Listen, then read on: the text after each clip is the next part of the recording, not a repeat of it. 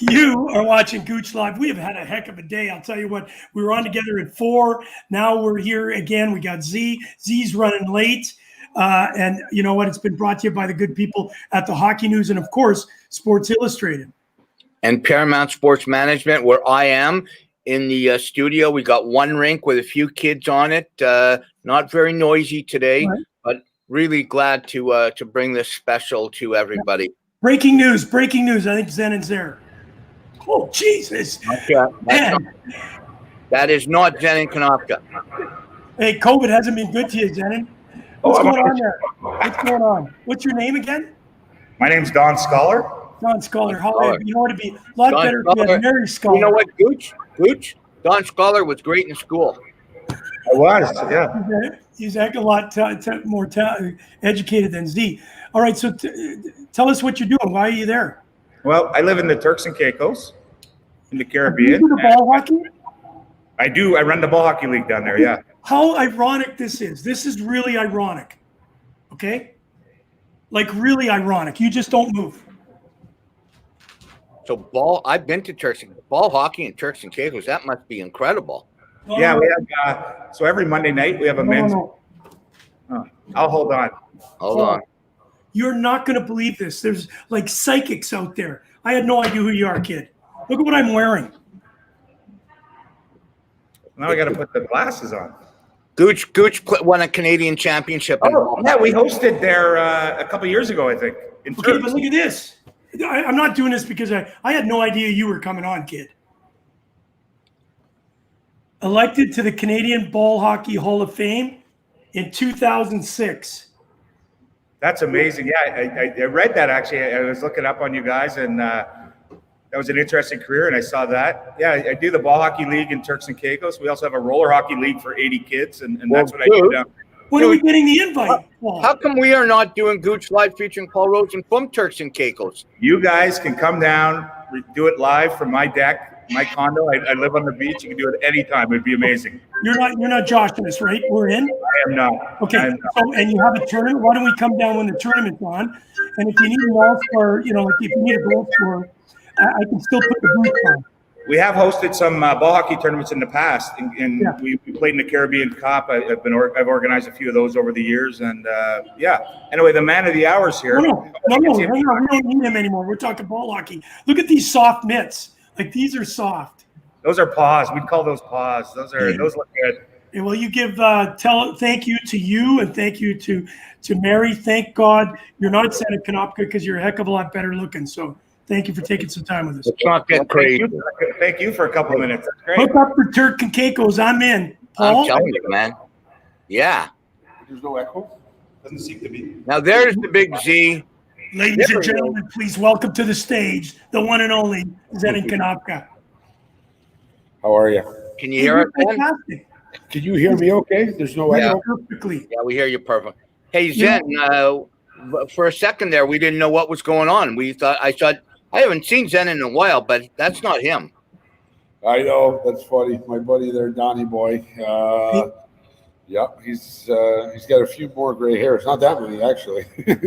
I actually said, man, COVID's been hard on you. Because the last time I actually saw you, if you recall, we did an interview. I was in Auckland, and you were in the studio, Rosey, for the Hockey News. Yes. Yep. I was actually in Wellington. Sorry, I take that back. We're in Wellington. Well, see, we know you're a really busy dude. We wanted to get you on. Obviously, we wanted to first say congratulations on being such a great guy, number one. Number two, you're wearing a Tampa Bay hat for a reason because you played there. So, Paul, I think it's only fitting. Let's talk quickly about the series, and do you think it's over? Well, I don't think it's over. I think when you play for the Stanley Cup final, and the Dallas Stars have come a long way. I'm confident that Tampa is going to win the series, but tonight's the game. I always say game 4, it really is the momentum swinger, right? And it's either going to be 3-1 and Tampa's got a stranglehold on the series, or it's 2-2 and now Dallas has the momentum going into game 5. I'm really impressed with how good the hockey's been. I kind of said that going in because, by the time you're going into playoff hockey, you might think your body is healthy, but you're not. There's 82 games if you're lucky enough to play that many games.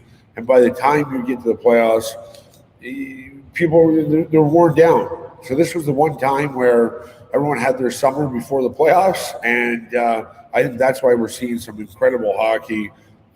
It's been great for the game, and they really did it really well. Hey, Zen, I want to ask you your opinion on Dallas and Anton Khudobin right now. You know, to me, you're a heart and soul guy. You know, I had a chance to see you overseas a little bit when we were, you know, in New Zealand and Australia.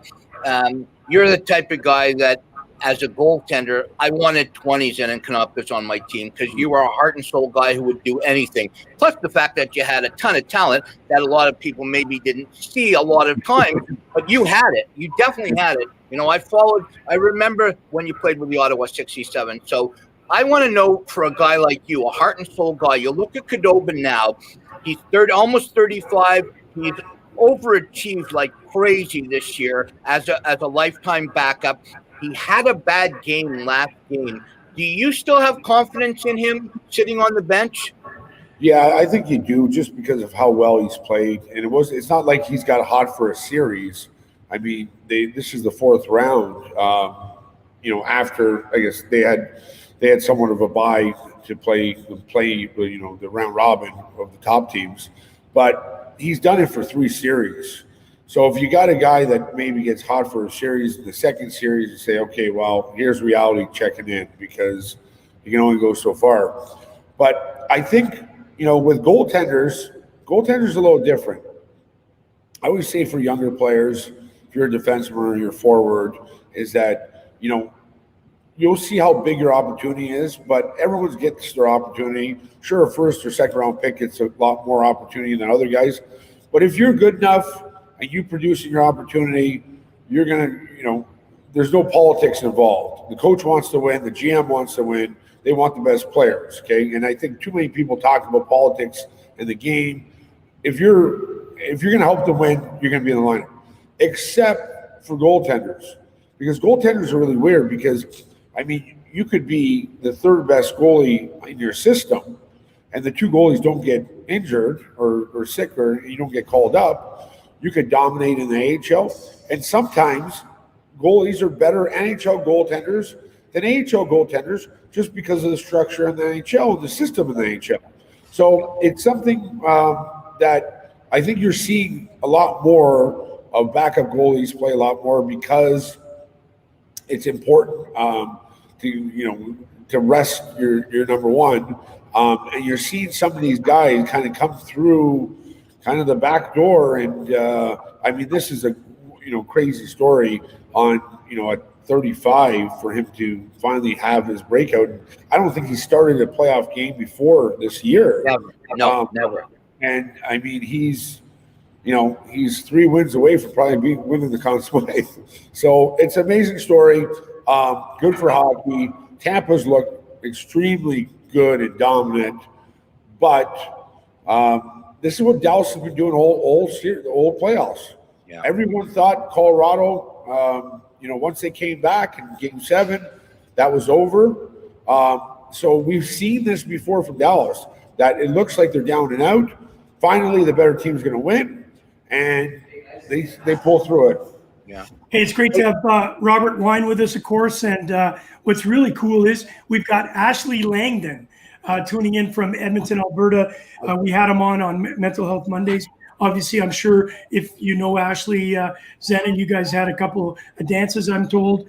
I just talked to Ashley 5 minutes ago, and him and Brady Leavold are watching, and I know Brady wants to say hi to you, Zen. He played in Norfolk with you. You were only there a very short time, but he told a story where he was there most of the year. You came down, I think, for a game, and he was standing in the corner. You came up to him in warm-up and hammered him into the glass. Yeah. And he was like, oh, yeah, this guy's intense.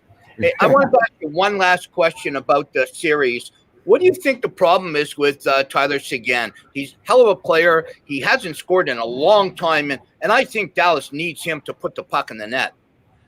Well, you're right there. I mean, he's one of the best players in the league, and I mean, it's so tough because they don't, obviously nobody knows about injuries right now, or if guys are hurt, I guess, because there's a lot of guys hurt, playing hurt.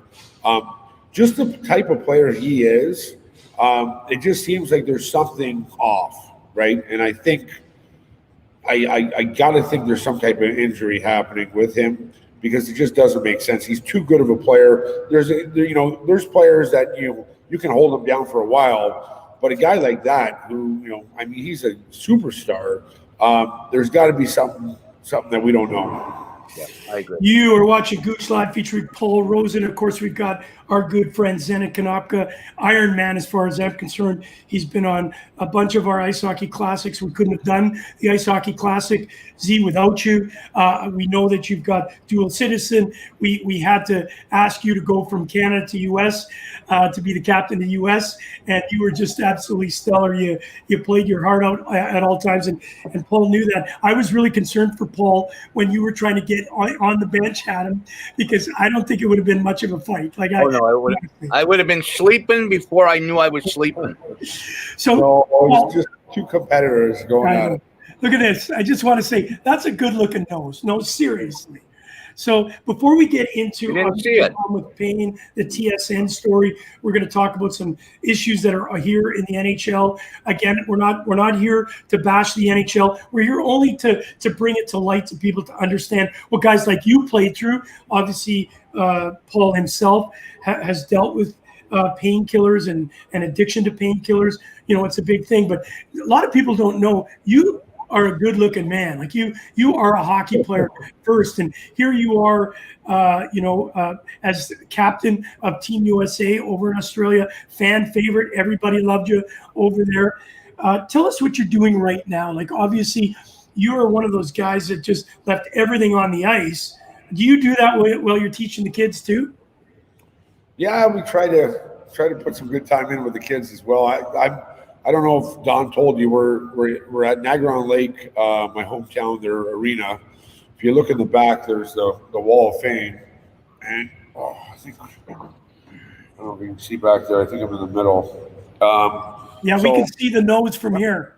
Yeah, and so I do hockey development. I was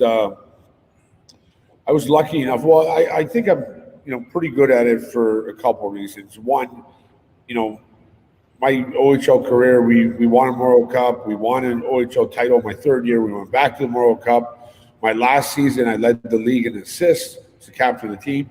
And not only was I not drafted, I really didn't have a place to play.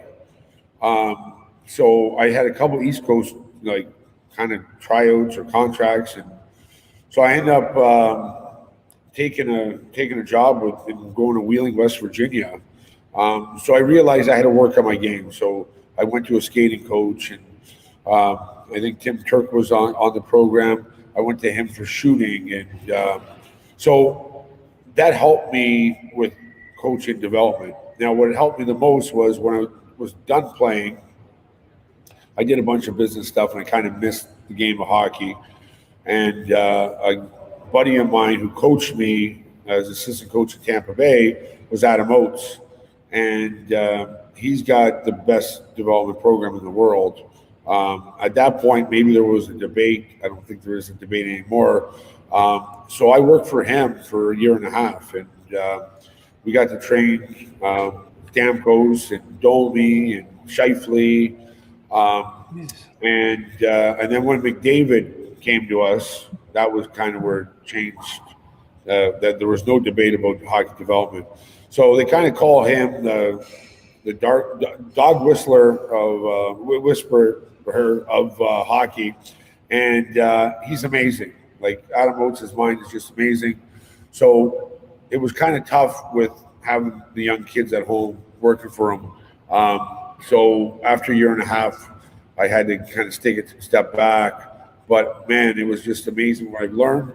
And now I'm just trying to teach kids around the Niagara region of what I've learned. Listen, Adam Oates is a hell of a hockey player, don't forget. But, Paul, one of the things that people don't see, in 2002 and 3 in Wheeling Nailers, you had a point a game in the East Coast League. Like, a lot of people, those are good numbers. Okay, added that you had 231 penalty minutes, but for a guy with your talent, with your ability, Paulie played 346 games in the National Hockey League, accumulated over 1,082 penalty minutes. So you were a tough dude, and really admired by your fans, and of course your teammates. Paul. Gooch, we also talked about, and we've had this talk the last couple of days, talking about different parts of the game, and we talked about the fact that you were a hell of a face-off man. You were on a lot of critical times, Z. I guess the two things I want to ask, and answer them any way you want. Number one, where did you get that prowess to be so good in the dot, especially at critical times? And we've also talked about heart. You can't. One thing I've always said, you can't teach somebody heart. What happens when you get a kid who's got talent, but he's got no heart? What do you do? Great question. Okay, so first off, with the face-offs, when I was 12 years old, we had a non-parent coach, Al Boone, became a huge figure in my life, and he had a staff that kept stats. And they had stats on, goals, assists, but plus minus, shots on goal, hits, giveaways, takeaways, and faceoffs. And when you're getting a sheet of paper every 2 weeks with your buddies, obviously you want to beat them in every category. And we had a pretty good team. We ended up winning the OMHA championship. And I think he coached us again when we were 15. We won the OMHA championship again.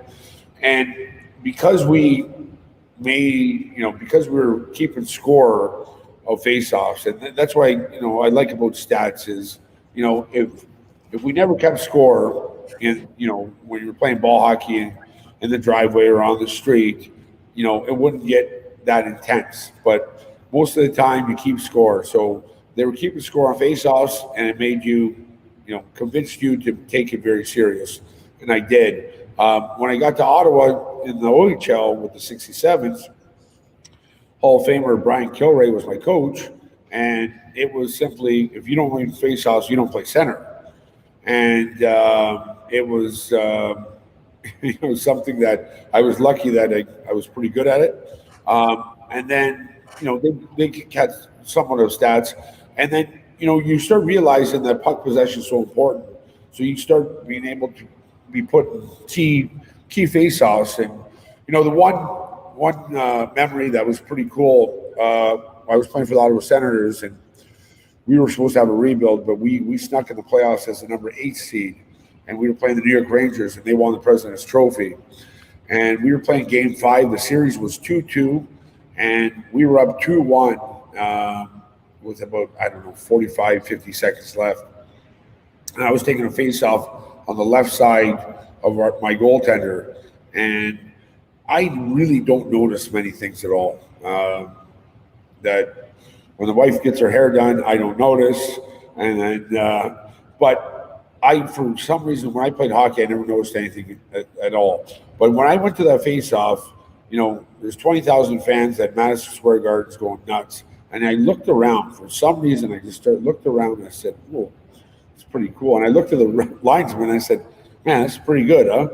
And he goes, I'm like, never mind. And so then we had two face-off guys on the ice. I took the draw, and Spezza was on the right wing. And the play was just with the draw, rimming around. Spezza was going to get to it. And so I won the draw, rimmed it around. Spez got it out and put it into the empty net. And we won 3-1. So it was a real special time in my career that I actually took a step back and enjoyed it, which wasn't the norm when I played. I wish I had a better end to the story because we lost Game 6 in Ottawa and Game 7 into New York.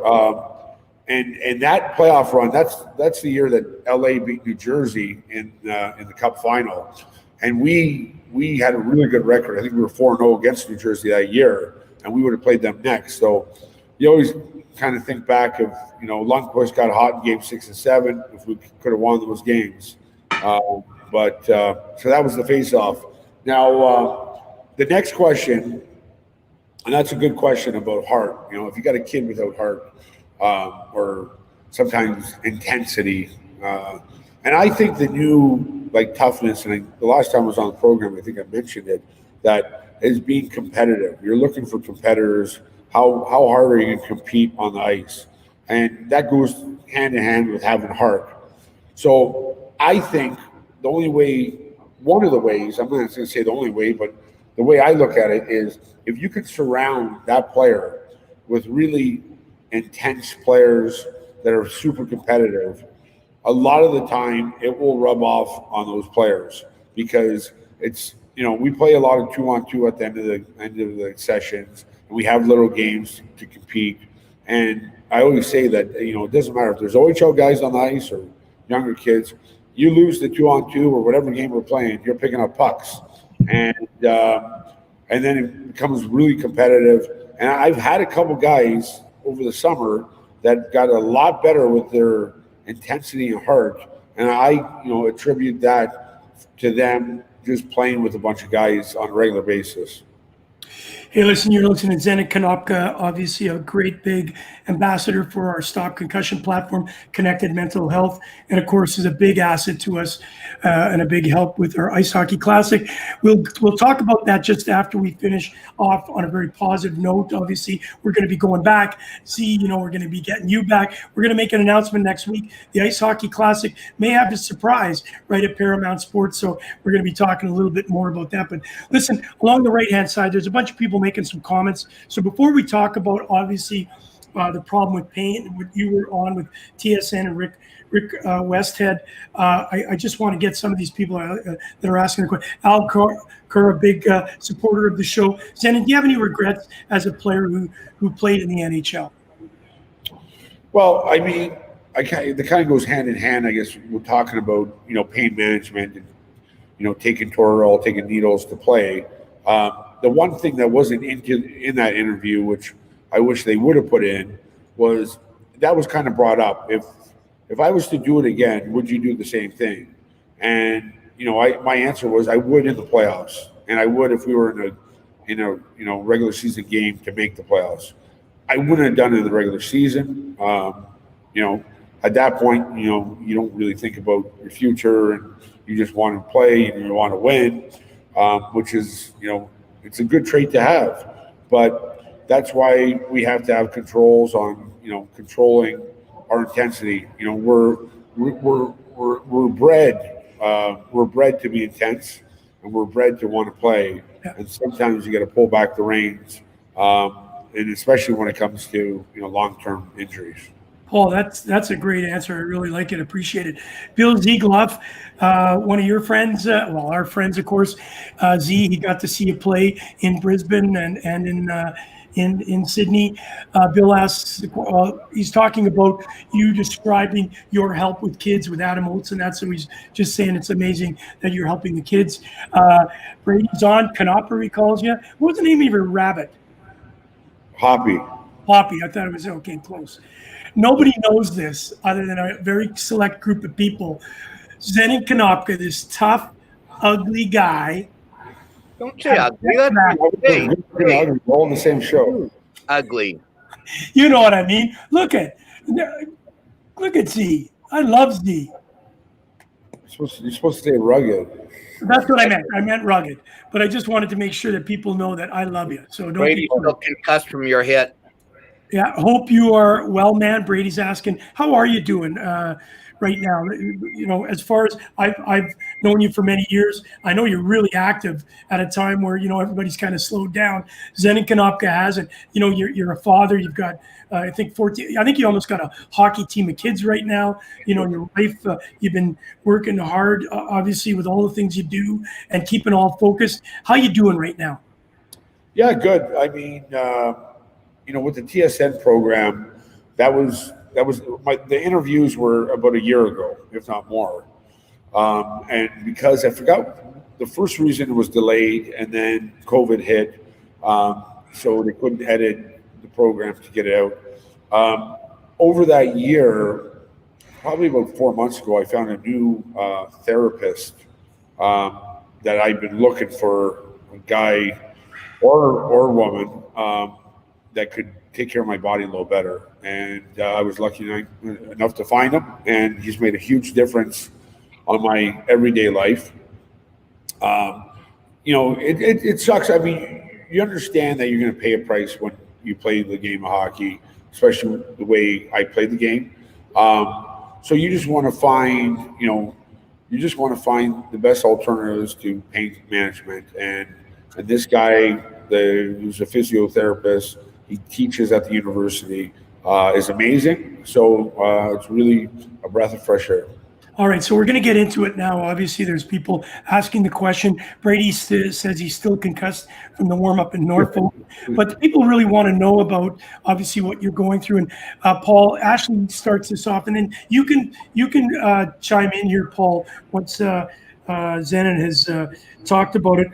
The problem of pain. It was a TSN original. It showed on Tuesday. I heard about it. I thought, okay, how good could it be? I'll tell you what, the bathtub scene showed you how beautiful you are. That was unbelievable.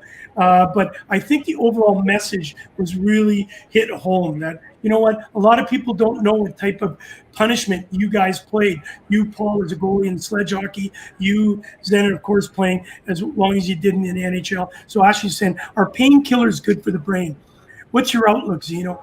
Do you think we should find another alternative for giving the next generation of sports something better than painkillers? I don't know if they're good for your brain, but they're probably not good for your liver or kidneys, right? But I mean, I guess my second job, besides hockey development, is we have a hemp farm for CBD, and I've been using CBD products, and it's helped quite a bit. And that's something where I think we need we need more science, and we need more studies done on, say cannabis or CBD, and there's other isolates that can help not just your body but your brain. And in Canada, we're one of the leaders in cannabis. We got legalized, a year and a half, 2 years ago now. So now the universities are starting to do studies, and the initial science behind it looks good to help deal with pain and be a lot easier on your body, your liver, your kidneys, and everything else. Paul, your comment on that? Yeah, listen, no doubt. I was, this coming Saturday will be 20 months that I'm clean and sober for the first time in 35 years. At the height of my opiate addiction, I was taking 35 to 40 pills a day. And for me, we've talked about this, and I know, Carrie, you squirmish when I say it. I was taking my painkillers like they were Skittles. They meant nothing to me. I just grabbed them and I just took them. But I had so many other mental health issues going on with me that I want your thoughts on that. See, it got to a point where, I know I tried to take my life on January 30th, 2019, because it just got to a point where I just didn't want to live anymore. I was in so much pain mentally and physically. How much of, and I know none of us are doctors, but how much of the mental health aspect do you think addiction is got a part of? Great question. Well, there's a couple things to it, right? One, and again, I don't have a science background, but when you're working with mental health, especially with medications, and you're adding, huge amounts of any type of other medication, it can affect your medications, right? And I think that's one of the dangerous things with painkillers and opiates, is that it can affect other medications you're on. High blood pressure. There's all sorts of stuff. So that's 1A.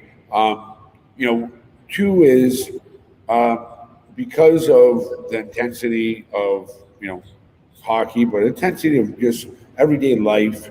That there's some drugs out there that make you feel better on the short term, but then that kind of goes away, and then we're left in a bigger mess, right? So I think we have to understand the knowledge that we have right now. We have to get that out to and then make sure people are informed of what's going on, and how these things can affect you, especially with the younger generation coming up, and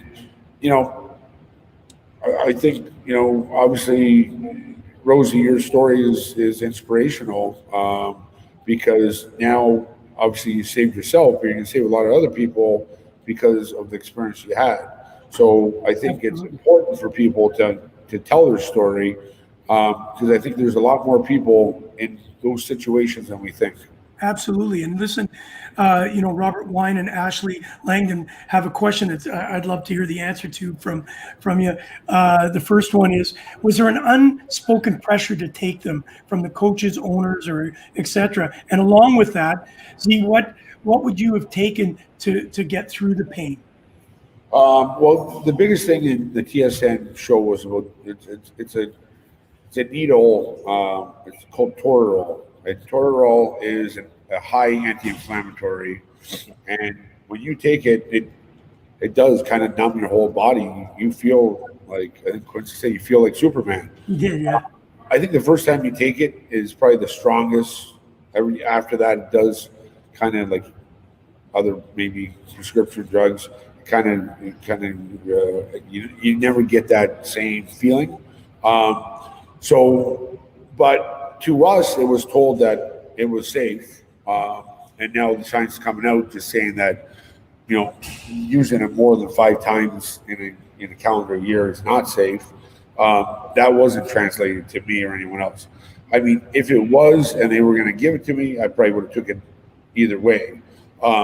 So I mean, parts of the TSN interview that weren't in that I think is important is,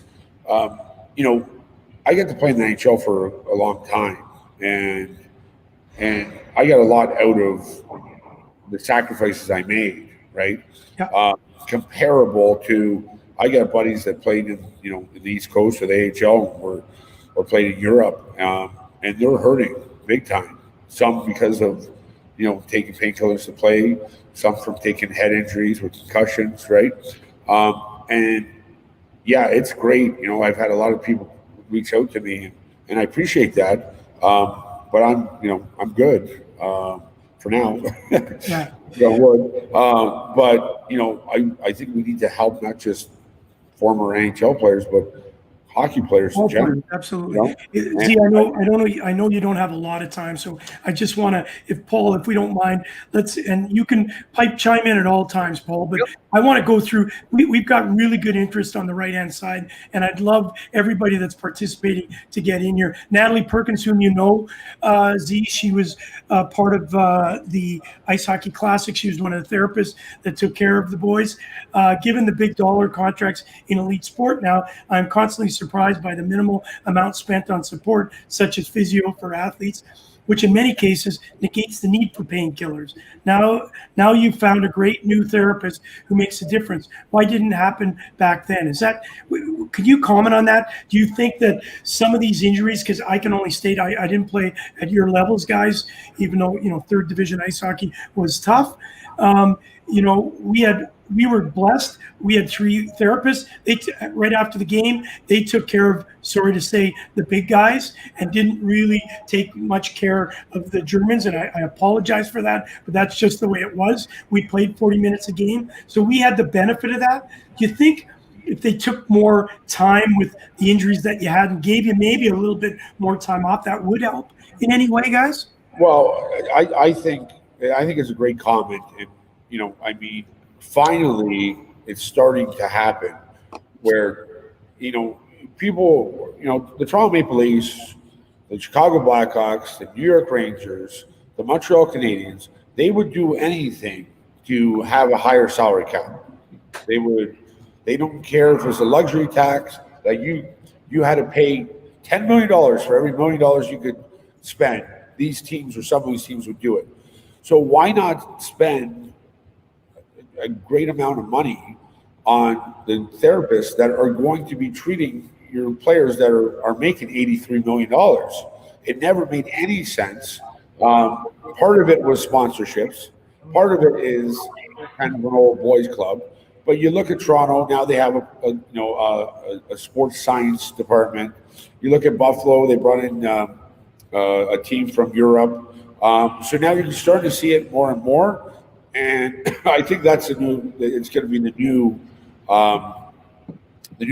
therapists are going to be, there's going to be more of them, and they're going to be up to speed on everything a lot better, which is important. Great question. I agree totally. Even at the Olympic level, now that I'm out of the game, but I do the commentary, I see the U.S. and Canada and even the Czech Republic, some of the other countries, they're putting a lot of resources into the different forms of massage and therapy. And it saves you money at the end of the day, because obviously if you have a player on the IR, right, you got to call someone up and pay that player. So, I mean, from a business standpoint, it makes sense. I mean, what was happening over, the last probably 5 years of my career was ludicrous from every sense of the word. But they're starting to understand it a lot better, and hopefully we'll continue that way. Well, Ashley Langdon's come on and said, thank you for your honesty, Zen and Paul. We know that you've been very vocal on this and upfront also. Rob Frid throws out, you're a warrior, Zen, and appreciate your voice for so many of us struggling still today with chronic pain, brother. We've been getting very close with Ashley and Brady, and I've heard some of their stories for the first time.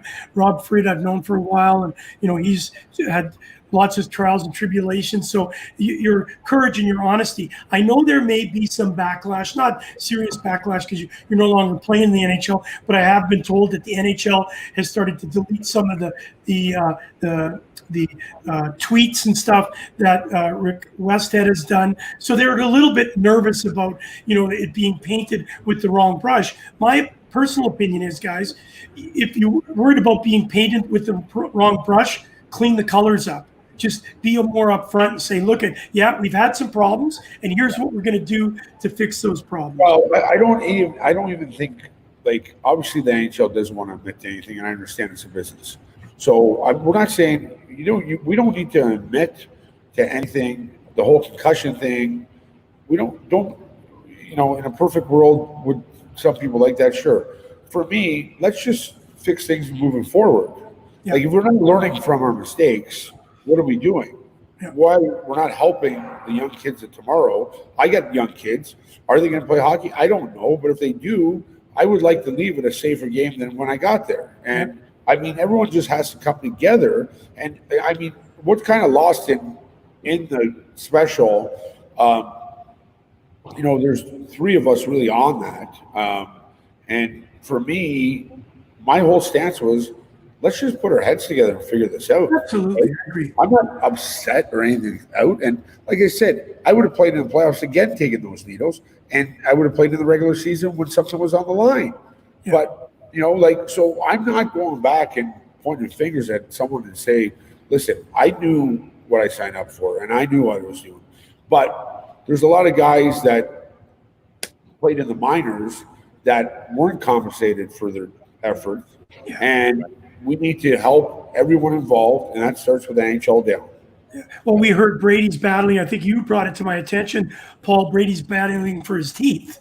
You know what I'm saying? He lost teeth playing the game and stuff. And I don't know if you know this, Jen. I just had on Tuesday, 2 days ago. I don't want to freak the audience out.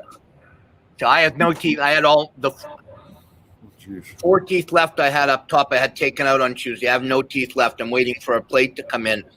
I got no help from hockey, and it's nothing against Hockey Canada. They've done a lot of things for me. I'm not trying to burn any but I got no help anymore. I'm retired. Hey, are those called summer teeth? They're definitely summer there. There's nothing there, all right.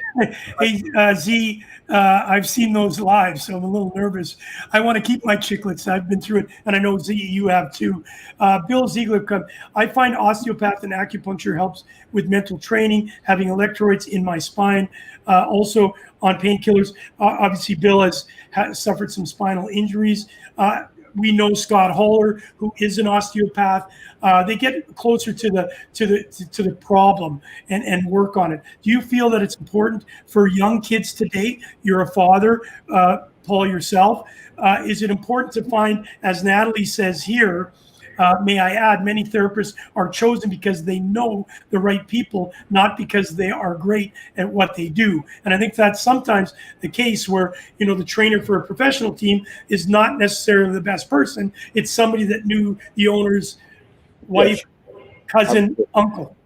Yeah, and I mean, I mean, I'm not pointing fingers. That's just the reality. That's just the reality of what's happening in hockey and what's happening in hockey.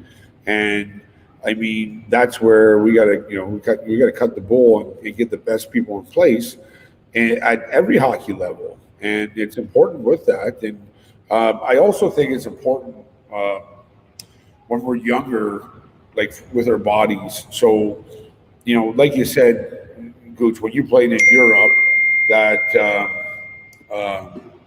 when you played in Europe, the Canadian guys got, the therapist working on them. Well, when you were a young guy, you didn't dare go on the therapy table, right? When you're a young guy, things don't hurt. You kind of compensate so well. Your body, you're young and invincible. But I'll tell you, all those injuries come back to haunt you later in life. And I think it's important to have functional movement, to be able to make sure at a young age that every body part's moving each way. Now, this is going to help your on-ice performance to begin with, but it will help you later in life. And I mean, that goes for not just hockey players.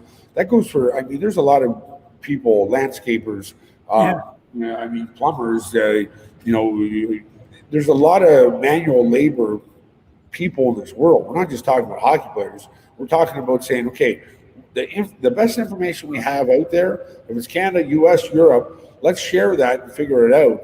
And let's try to take, less painkillers, more natural stuff, but also get back and educate and make sure everyone's moving their body properly and your injuries are taken care of, because later on in life it will be a nightmare. Well, and I feel it now as I age at 61. I'll tell you what, the body is broken down. You look a day over 60. Thank you very much. Thank you for that. I was fishing for a compliment. Look I don't even color my hair anymore. Listen, I wanted to say that obviously, with painkillers, there's always issues that come from it. Here's Rob Frid. I'm going to read through these because, Senator, we want to get to the last question. Ashley Langen's got a great question, so I just want to read through these. Painkillers have their place for a short time, guys. I think we'll all agree with that. We can't knock pharmaceuticals fully. Zenon, you're right. There is a time and place, and now it's time to look into plant medicine for long-term recovery. No question. I think that's something, but I really appreciate the word. Let's do some investigation here. Let's fully understand it. Rob Frid adds, mismanagement of healthcare is a fact. We all know that. Z, you know that. Paul, you know that. And it is the issue today for patients and former athletes that are struggling. Cannabis can assist through who are on pharmaceuticals and those players who want to save our organs a long time. I wanted to go to the fact that Kyle Quincy did said when he took Tortorol, he was Superman. I saw him play a couple of games in the National Hockey League, as I've seen you guys. Let's be realistic. You are Superman. What you guys put up with 82 games, playing in the playoffs, and then watching Ryan Kessler, he was a warrior and basically said he would have played on one leg and taken drugs. But he, unfortunately, it's not 100% proven, but doctors have suggested some of his problems with, I think it's Crohn's and colitis, have been obviously attributed to the fact of him taking so much of that drug. Your thoughts on that, both of you, just quickly, and then we'll get to the last question. Well, I 100%. There's issues now. I'm 60 years old, and there's issues that I'm dealing with physically from all the amount of narcotics I took. Listen, I just had my teeth taken out, and the dentist at the end of taking the fourth tooth out before he started stitching was giving me the anesthetic because of all the years of abuse of the different things I took, the Tordols and the morphine and Oxycontin. It just wouldn't take, and they had to stitch my mouth up with no anesthetic because it just wouldn't take from everything. So there's abuse for sure. The body can only take so much, and then just forget, it gives up. Yeah, no, for sure. I mean, it's I think it's, with those comments being said, there's a time and place for pharmaceuticals. I don't think anyone's saying we need to eliminate pharmaceuticals. It's just, I mean, if we can substitute some things once in a while, that's great for the long-term effect. Yeah, I totally agree. So here's one. Z is the new poster boy for educated human movement.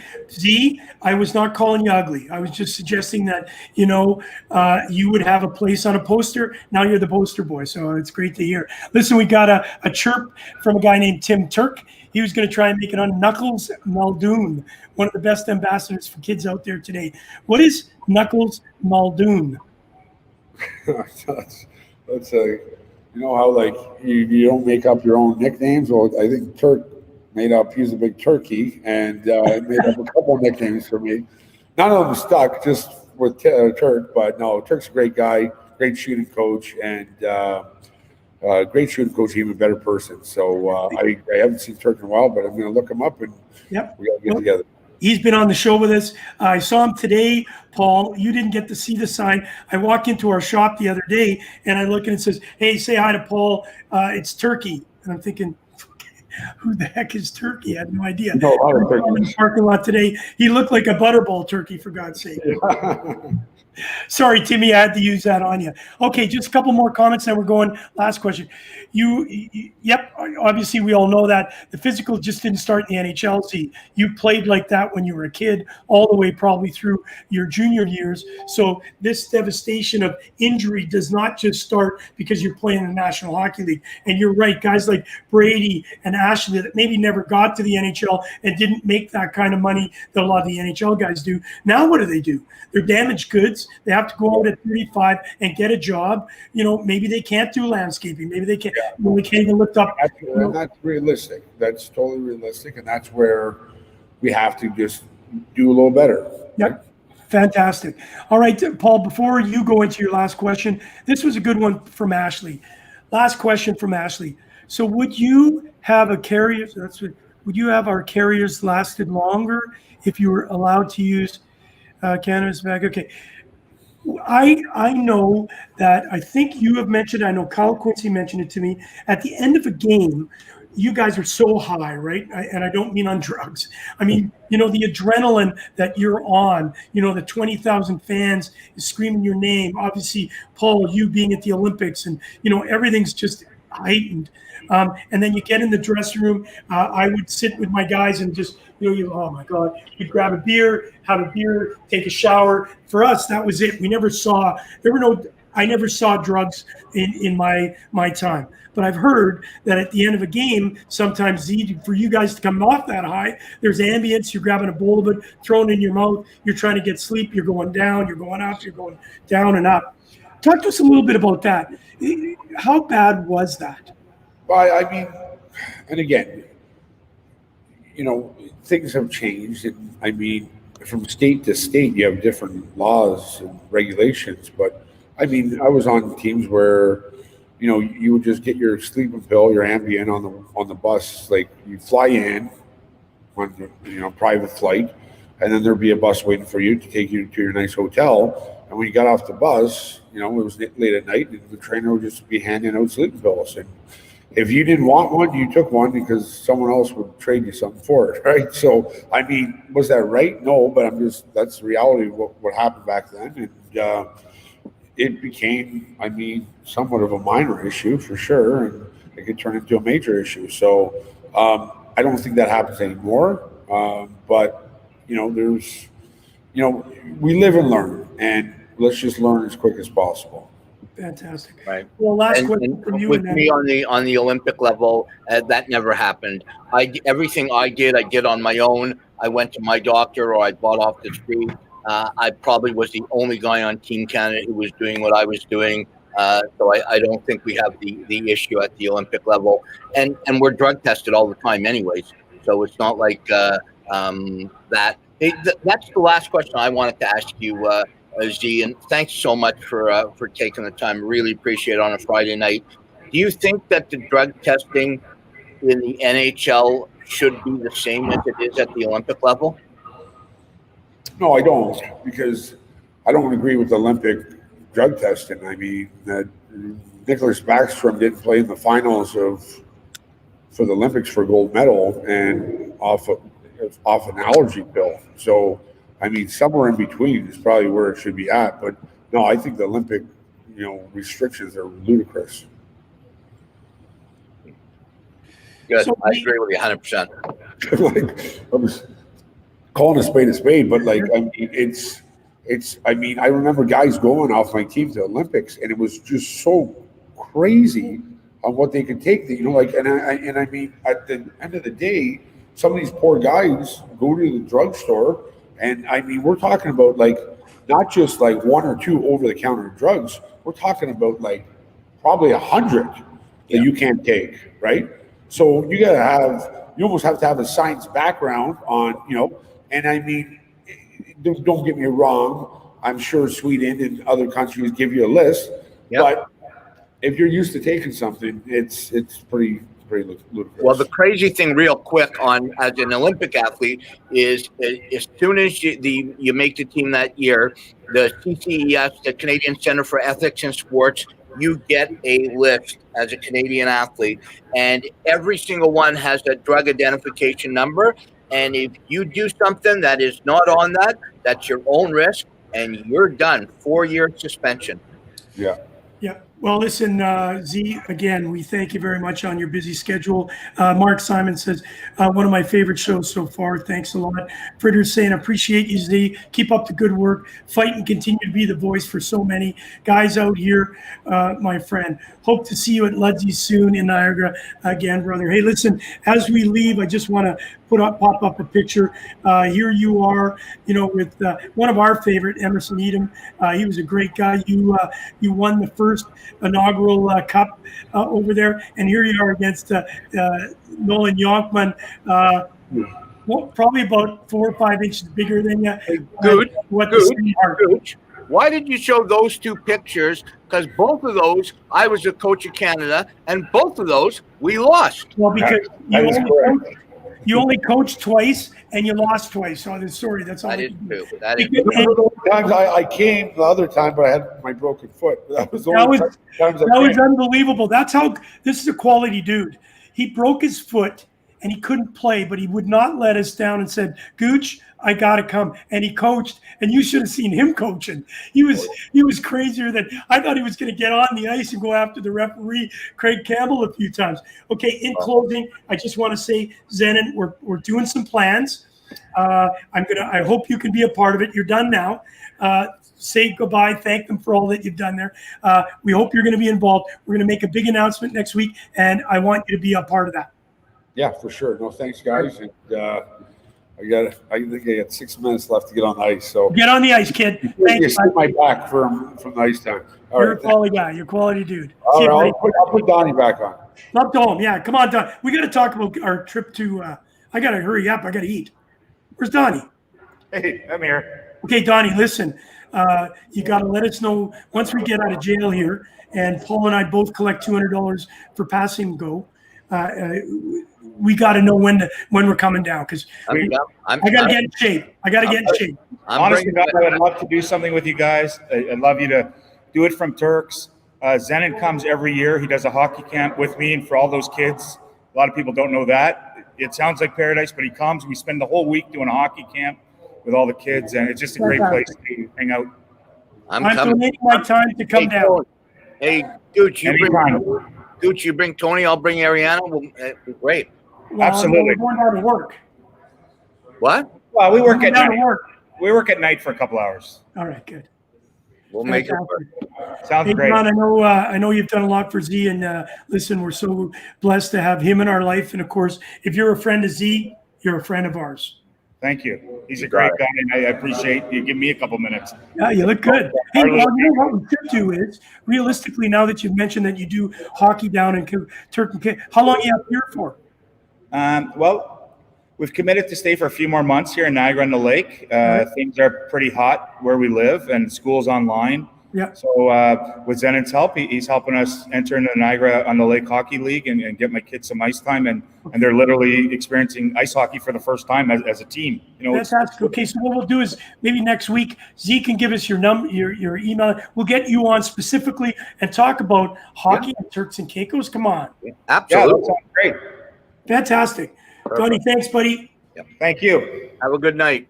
All right, you too. Good night, guys. We're off to the Turk and Caicos. Hey, have you ever been my there? ticket tomorrow. Gooch, have you ever been there? Yes, of course. You think I could? You imagine what I'd look like in freaking Speedo? Well, I went to Turks once with a couple of buddies back in the day, and wow, nice place. Yeah, Tony's ex-boss got married there, so we spent some good times. It was a good time there. All right, buddy, great show. Z, the honesty. We want to thank all Bill, Tim Turk, coming on, David Carlson, of course. Hey, listen, Rob Frid, you're always fantastic. Mark, Simon, all the way to Robert Wine, Brady, and Ashley. Natalie, thank you for joining us today. That was fantastic. Of course, Aaron Kuzak, and so many more that take their time out to be with us. Yep. And in 15 minutes, Game 4, Dallas Stars, Tampa Bay Lightning. You got it. And in 30 seconds, my power will die because I forgot my charger. You've been watching Gouche live right here at Gouche's. Hey, listen, in the background, I pulled out Zenon's jersey. Forgot to game worn jersey. Forgot to do that. Hey, it's brought to you by the great people at the Hockey News, and you know those other great people down south at Sports Illustrated. Yeah, and Paramount Sports Management, where I am here, and I'm going to lock the office up, Gooch. Don't worry, I will make sure I turn the key. All right, buddy. See you tomorrow. Hey, we got to get a dentist as a sponsor. Talking with Taylor tomorrow. You got it. See you, buddy. Oh, we're going. Don't anybody panic. Let's play some hockey.